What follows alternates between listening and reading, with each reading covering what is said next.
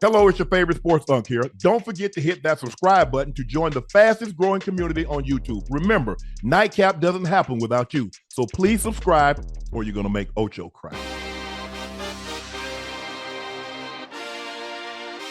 We got a very special guest joining us. We got Texans all-world cornerback.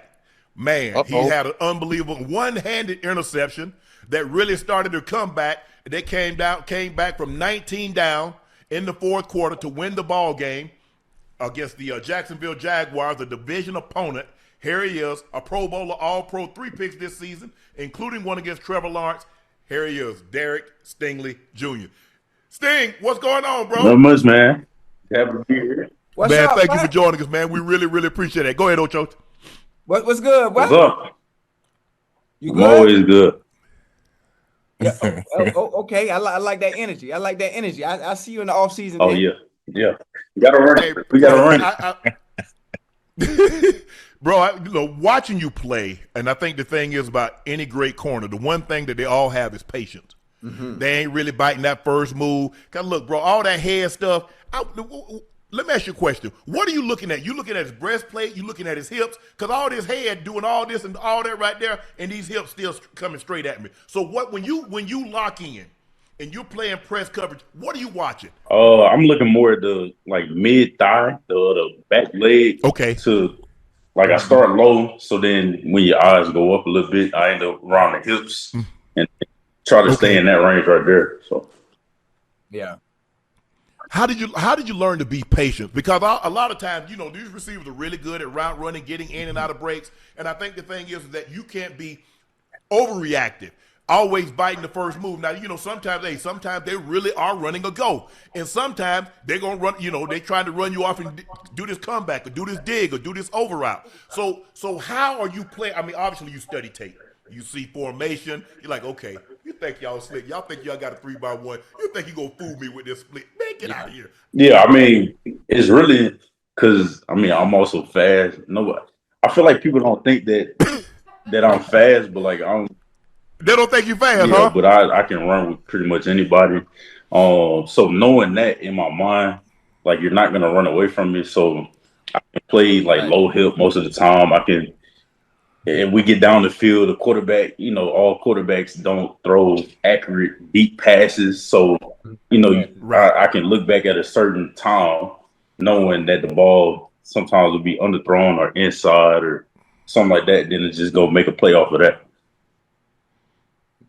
And you ain't going to have much time to throw it. Y'all got those 2 edge guys coming off the edge. So you hey, I ain't got to cover long. Yeah. And that's every snap. They and it's not even just them. It's the whole, the interior. They you got Rankins. You got those guys. Yeah, they pushing up the middle, and then you got the 2 on the outside, and then they all rotate. So, we got 3 people deep in every position on the D line. So, every snap.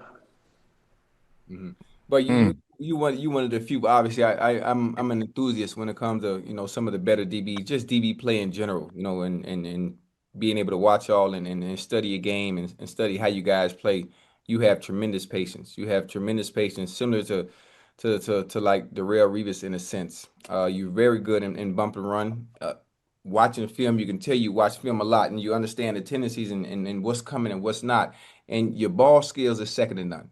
Because you're one of the few DBs that when the ball is in the air, you actually look back for it and you don't panic. Most of the time, you already know. Most of the time, everybody always panic once the ball in the air. And what the first thing you do, you pull your tug and you get a flag thrown. But your ball skills, man, is elite. I haven't had a chance to give you your flowers, but just now I got a chance to. But you one of the best. We talk about top 2. You right up there. So it depends on who you like based on preferences out of you. And brother P2 down there in Denver. I appreciate you, man. I appreciate that. Yes, sir. Hey, D Sting, what's up, bro?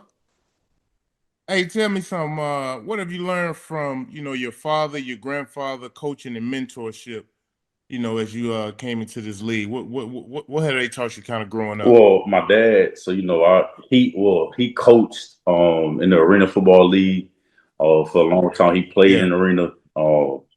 And since I was a little kid, as far back as I can remember, I'm doing DB drills with like his players and like with full pads on as a little kid, or like running routes against his DBs as a little kid, like double moves or whatever, like that. So being in that type of environment, it kind of taught me, for one, like the brotherhood that goes along with a football team, because one, they was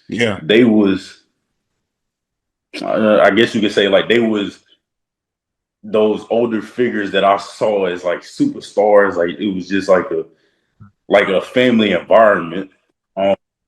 Right. And so that taught me brotherhood, and then like seeing them go out there and play together, knowing that they was close, like off the field, whether that was dealing with me or doing their own thing or whatever.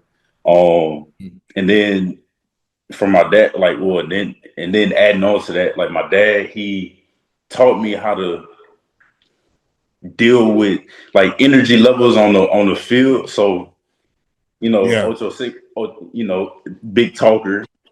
He's trying to get in your head, Sting. Oh yeah. Like he'll talk and he'll do all that. But me personally, like if I make a good play, like you probably won't see me do anything. Like whether if it's like PBU or something like that, like I'll just walk off, because for one, I'll be tired. So like I don't have energy to do that. And then like if something is too bad, then like it's on to the next play. And I feel like as a defensive player, like that's just how you got to live life. And and it's really like that for offense too. Like a receiver, tight end, like you drop the ball, like drop a pass, you got to move like on to the next play. You can't think about it, because then you start thinking about catching the football. You're gonna keep on dropping the rest of them. So like stuff like that, like just regulating emotions and still playing with a passion and being fierce with it. But everybody don't need to know that. Like if you want to try to play me on the field, I just show you by just playing the game. Like I don't need to talk, because I don't know how to talk. Oh, you don't talk? You said what? I said you don't talk. So if somebody starts yapping, I'm about to get this one today. I'm about to get me 100 today. Get me about a couple of tubs. Well, I mean, I'll probably just look, because I don't know how to talk trash talk. So like I'll just look and I'll either laugh or I'll just be like, okay, like all right, like.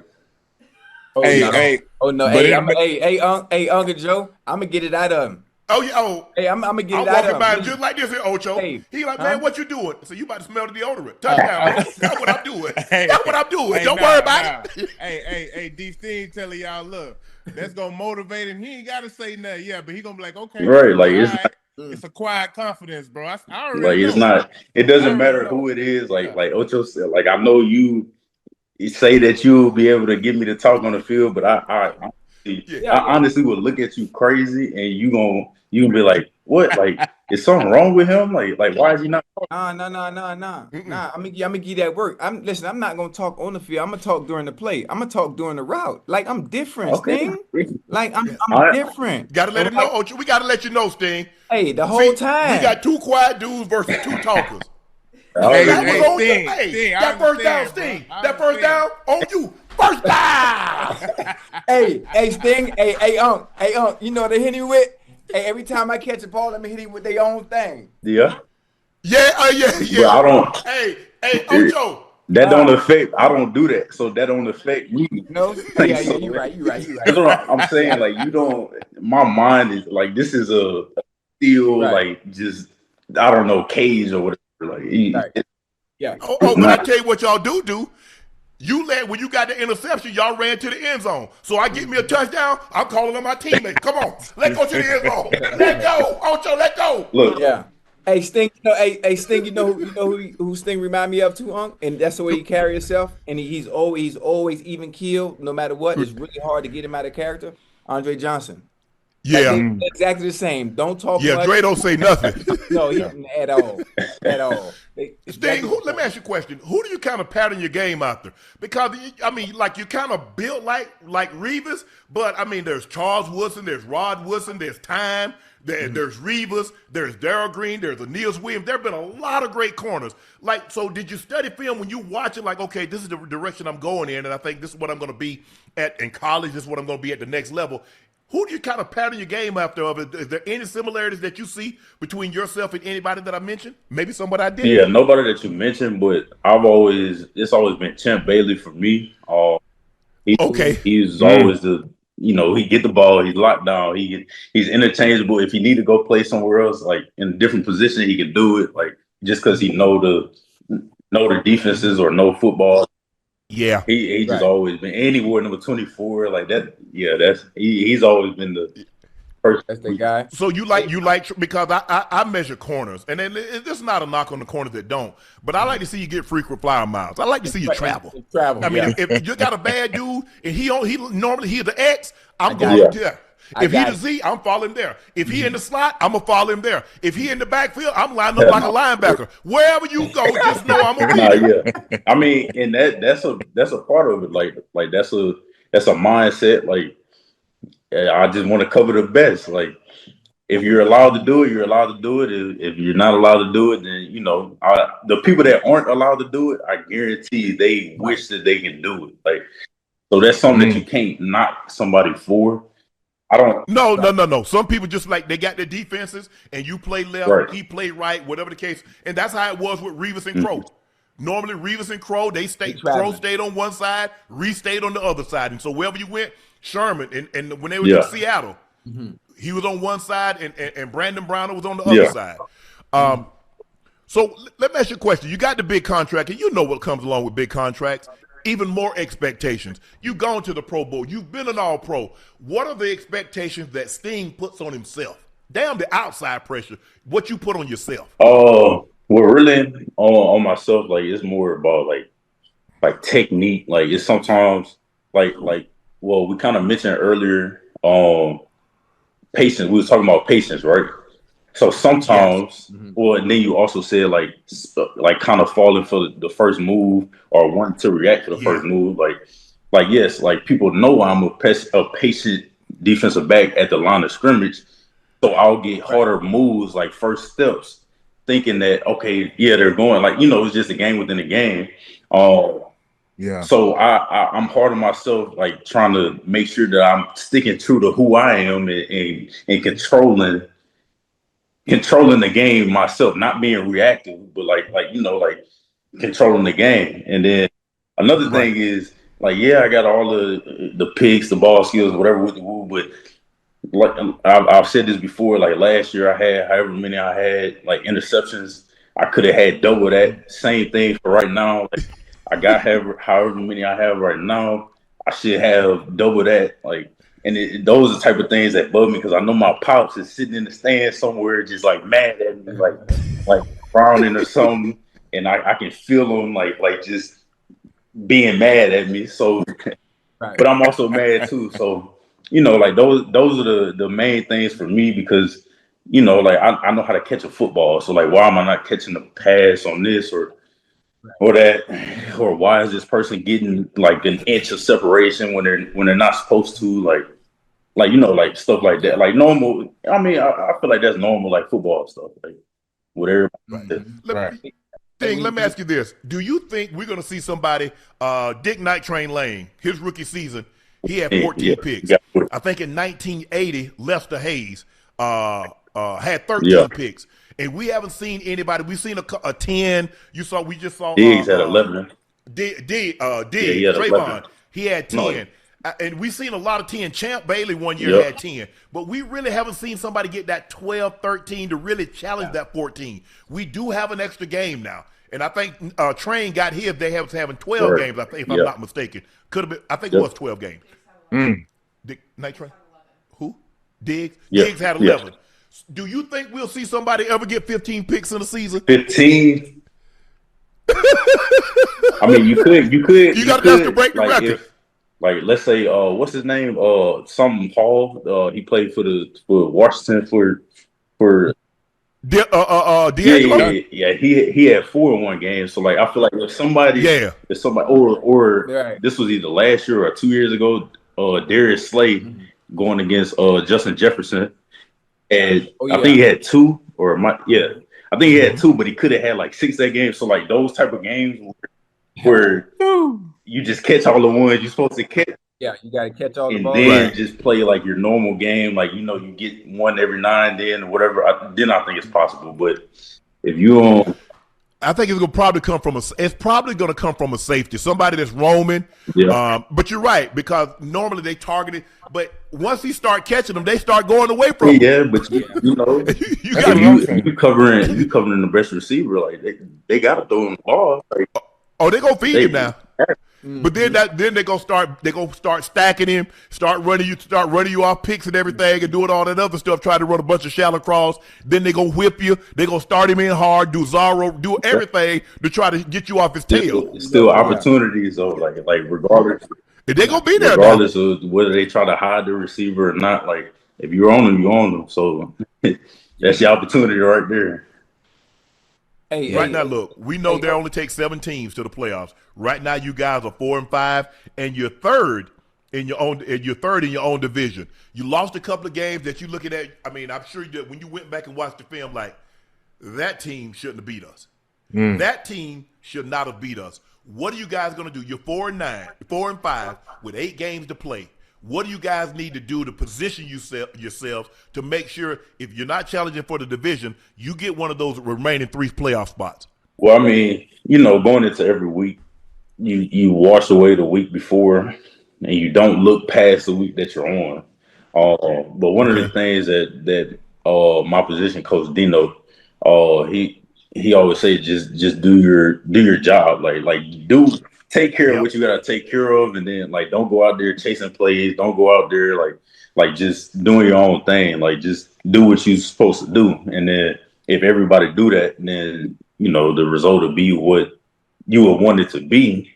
So I think everybody just got to do that. So and that's with every sport, that's with every job, that's with life, that's with everything. Just do what you're supposed to do, and then the results still comes. Well, you gonna get some opportunities to get some picks. You got the Titans coming up. You got Calvin Ridley. Buffalo, they got a bunch of guys, and then the Colts, they got Pearson Pittman Jr. And then you got the Chiefs. You got Worthy, and you got Rashee Rice, and you got Juju. So you gonna get some, and then you got the Cardinals, Marvin Harrison Jr. The Chargers got what they got. So you got some opportunities. So I'm expecting we have this conversation again in about 8 weeks. I'm gonna be looking like, okay, Sting. I mean, last I talked to you had 3. Now I need to see about 6 or 7. We talk again. Easy. Yeah. Yeah. I mean, it is what it is. Like, I don't know. Like, Nah, it is what I need. I need 6. I need 6 or 7. I mean, hey, these things, stay locked in. Don't let them try to have you out here trying to jump on everything. Yeah. Way, bro. Yeah, stay locked in, bro. Hey, Sting, I got one more question. I got one more question. A lot of times, especially when a player is active, they're in their prime, they're playing extremely well, and they play DB. They never get opportunity to give receivers their flowers, or receivers that really, not saying beat them, but where you got to really be on your A game. You got to dot your I's and cross your T's when you're playing against a certain person that really have you out there thinking, you got to bring your A game. Is there anybody that comes to mind for you since you've been in the league where you just know, okay, when I'm playing so-and-so, I got to be on my game? Well, yeah. Since I've been there, yeah. It's a lot of people because we're in the NFL, like everybody's.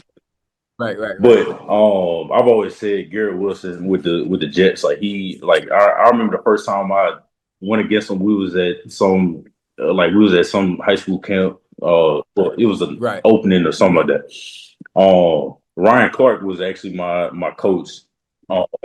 Yeah.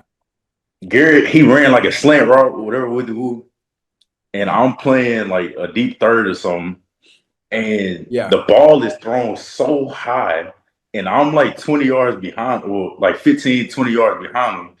I'm thinking the ball coming right to me, and he jumps up so high, catches the ball, just runs, and I'm just looking at like, that's crazy. But since I've been in the league, going against him, I think I played against him like twice already. And he's nice, like he's nice, and then but it's a lot of people. It's so many people I can't even. Devontae Adams always, Tyreek, Mike Evans. Nobody talk about Mike Evans for some strange reason. Like he's Mike Evans. Like I don't know. Like, but it's a lot of people. I can't think of everybody, but yeah. Right. Derek, you and your dad, Derek Sr., run Cover One Elite. Tell us about that. What is Cover One Elite? So it's really just like a DB camp. Like a couple years, we went to Hawaii for a couple years, get some people like all throughout the league. Whether it's people I played like in college with or just know like throughout the league. So they'll go down there. Last year we had it in Puerto Rico. Actually we was just talking about it, like maybe we can get this in Greece next year. Like, like just going. What about safety? Y'all invite 57-year-old safeties? I mean, hey, look, it don't matter. If you want to come, you just know you're gonna work. But man, damn, y'all working on a granddad? Sting, damn, I'm a granddad. It don't matter. If you want to come, you gonna have to work. Like, it ain't like you ain't getting no free trip. Like, come on. Right. Damn, I thought I was gonna be able to go to Mykonos or Santorini, get some olive oil, Ocho, some cheese. Damn, hey, look, you can work. All right. So the way it's set up is we normally go out there for like I think it's like 5 days or something, or 6 days. The first day, travel day, next day, work day, then you're off the next day, then you got another work day, then you're off the next. So you can do whatever. Okay. Okay. Yeah, you can do your business is your business. And then I ain't really no cover safety though, Sting. Sting, they call me graveyard because when I leave the field, the body's everywhere. So you know what I'm saying? Hey, all I want you to do is funnel it to me. Hey, Sting, just funnel it to me. Don't even worry about that slant. I got it's all good. I got that slant. We got safety. We got line.